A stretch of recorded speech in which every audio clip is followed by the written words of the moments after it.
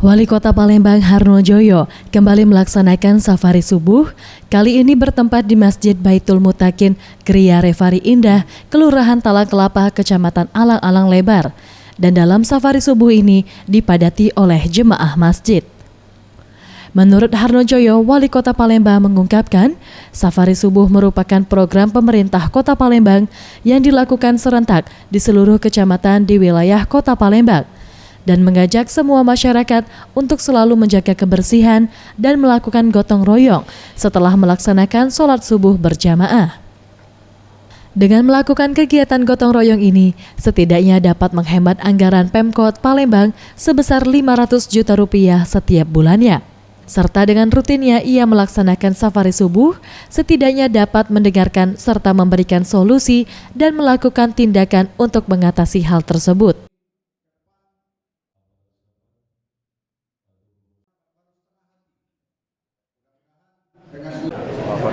Tujuan safari subuh ini adalah dalam rangka kita memakmurkan masjid dan masyarakat. Pagi ini penuh, mudah-mudahan ke depan tidak hanya dengan kedatangan kami di masjid ini ketika subuhnya full, ramai, tapi harapan kita terus. Ya. Kemudian juga kita mengajak masyarakat ya, mengikuti program pemerintah yang saat ini kita lakukan. Palembang seperti kita ketahui 2018 akan menjadi tuan rumah Asian Games.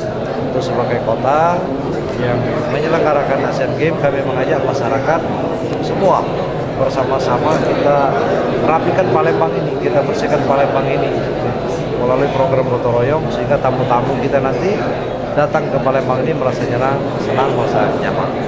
Saatnya mereka kembali ke tanah airnya akan merindukan suasana kota Palembang yang kita cintai ini karena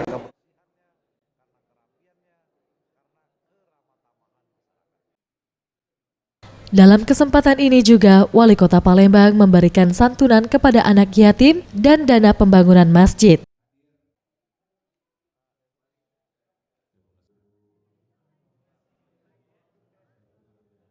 Farel Dwi Satria, Sriwijaya TV.